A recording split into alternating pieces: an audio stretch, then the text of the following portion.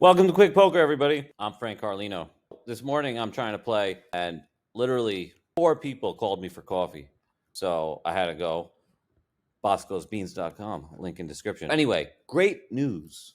Great news, right? Sam Burns, that's Sam B. Jammin'. He saw the video. How do we get in contact? We'll talk. Just let me know what you want to do, Sam. So it looks like we're going to find out if he really did have Queen Jack. If you watched that video from the other day, you know how much I really want to know. So more great news. We've cracked 200. We did it. December 30th, 30 cents. So we got to 100 by January 10th. And I said, I'll go from 100 to 200 faster than I went from 30 cents to 100, obviously, because now I got some money to play with. 12 days, 0 to 100, but then only 4 days, 100 to 200. Let's collect that bonus. That's 25 cents. 324-day streak. So we got 255 cents in the account, and we're registered. Check it out. 835 for first place. Let's get that dub. Check this hand out. I decide to lead my trips because then he'll think I never have trips.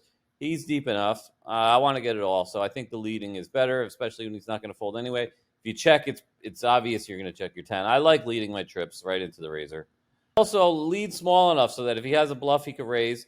If he has nothing, he kind of has to call. And obviously, if he has a pair, like he might, like I'm hoping he has, then he definitely has to call. So I like the small lead there. Tell me why I'm wrong in the comments. He raises. Is that a bluff raise? Would he raise a hand like ace 10 or king 10 or jack 10 or queen 10 right away? Probably not. I have seen it before and lost like that, but I don't think so. So the small sizing gets him to bluff raise. Not going anywhere. I lead again. I don't want him to pot control out of position. I lead small again. I just look like some fishy player with a pair of eights. That's what it looks like. But I want to trick him by leading again. And I don't want to check because I'm out of position. I don't like pot controllers. All right, so I thought he had a bluff anyway because he raised me because I induced a raise, right? And then he just calls the 30. So I think on the king, best move here is to check because then he could bluff. King's a great bluffing card for him. I don't think he has anything anyway. He is going to check back a lot if he does have it. If he does have something good, which is bad, but putting him on. I'm weighing him toward bluffs. Plus, if my hand looks like a little pair, he could bluff me if he has to. So I go for the check. And then I'm actually really impressed. I mean, he loses his hand, so I snap him off. But he actually went for value with the king jack and didn't just check back. I mean, I played the hand really well, but I really, really kind of like his bet there, going for value and going for value jam because it's suited, a little raisy daisy. All right, same thing, flop trips, but this time I'm the pre-flop raiser, so I'm not going to check. I'm going to go for the small bet to possibly induce a raise, and then the king comes again. What's he going to do? I'm actually going to size up now.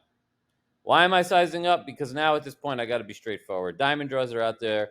King out there. He knows that my bet looks a little weird because I probably don't have a 9, even though I do have a 9. So let me try to use this big sizing to try to make him spew off. He calls that. He checks to me. Got to value bet my 9, right? I bet big. And now look what happens here.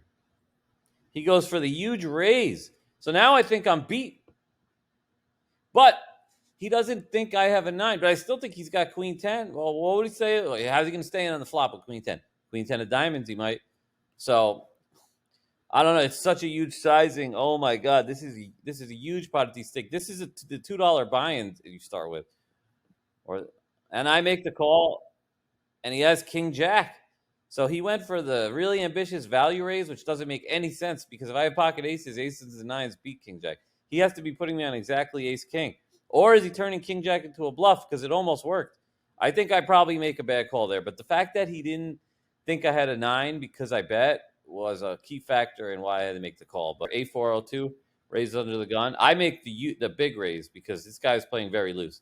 So I make the big raise, flop the ace. All right, so I look frustrated because I flopped the ace, which that doesn't seem to make sense. It makes sense. You know why? Because no one's putting any money in this pot. If I check, they're going to check all their draws. If I bet, they're all going to fold. So I check like a fish would because a lot of fishies check top set. But I couldn't think of anything else to do, so I just checked it. So now I got to start going for value. just like a fishy player would in the situation. Try checking, nobody bets. Now I got to start betting. I should have probably just bet the flop, but watch what happens. So he jams, and I'm like, oh, he caught a set of sixes, or even what does this guy have here? He raised under the gun. He must have caught a king and a five. Great folds is a huge part of poker, right? Huge, huge, huge. And now I got a draw. I need a seven. If I hit a 7, 9, 10 gets there though, so that's tough. I guess I'm hoping for a 7. It comes. Actually misclicked and bet small. So I meant to bet big, but I bet small by accident. All right, now he raises big. So I'm really afraid of 9, 10, but then I remember I did bet small. So he might be raising his 2 pairs also. I'm not going to put him on 9, 10. 5, 9's in his range. 9, 10's in his range. The same hand is in his range too. He has all those hands because he's playing every hand, this guy. So I'm proceeding cautiously. I don't want to get stacked by a higher straight. But I remember I bet small. So the 2.4 could be because he has 2 pair. I just call. Let's see a good river. That's a terrible river. Flush gets there. Boats get there. I'm still losing a 9-10. What can I even beat? So check this out. He jams. I insta-fold. I insta-fold my straight. And he had a full house. So nice fold by Breslin. Playing way too loose. Okay. 3 bet from the big blind. I'm just getting it in. I make it 5. I'm looking to just stack off. Cold call. Oh no, it's one of those super tight players who's long conning aces. He's long conning kings. He's long conning queen. Oh no, now even if he has ace jack, I lose. What do I do? There's just too much in there. I don't know. I just go all in. I don't have anything, but there's too much money in there. If he calls, I'm probably beat. Unless he calls with ace queen. Wow. So he cold called $5 pre with ace queen. We got a pair of kings. We see an under the gun open. I'm going to make it 135. They're playing very loose. It was late at night. He just calls that. Queen 3. He leads. Would you really lead a queen? If you're smart, you would into an overpair, but he's probably not that smart. He probably just has a bluff. I smooth call, smooth call. He has a king and a 4. Those trip flops, everybody always checks. If you bet, you'll stack your opponent because he would have stacked me if he had a queen. You know what I mean? But most people check the queen. You should really, this is good advice. You should really start thinking about just leading straight into the flop, the pre-flop raiser when you have big hands. It works. Okay, it's honestly better than check raising. It actually looks weaker. Funniest hand ever. So I make the nittiest ever check back. Not nittiest ever. Okay, raise him, flop the jack, hoping he has an ace. I go for big value. Full pot, almost full pot, he calls. Okay, he checks to me again. He's going to be check calling all his aces. I go for big value again, over a little bit of an overbet. He calls. Worst card in the deck. Any other card I could bomb, and he's not going to fold an ace. So I'm thinking about it forever. And I'm like, all right, these type of players that check call everything, when they hit and they know you might check back, they still check. So he's checking a flush. I know that for sure. Okay? So I probably still shouldn't check. So I'm actually thinking about jamming, so I just don't even have to think about it. The most embarrassing, most nittiest check back ever on that card. I'm ashamed. I'm ashamed. I check. Look, he had ace king. Nittiest check back. So that comes back to bite me. The very next hand, so he might not have had time to reload. I wind up with the kings. And then same player from that hand 3-bets me. Okay, I'm gonna get it in. Not all in right now. I mean, I probably maybe should have, but you'll see what he had. So I wind up not going all in, but just making a huge raise. So 365.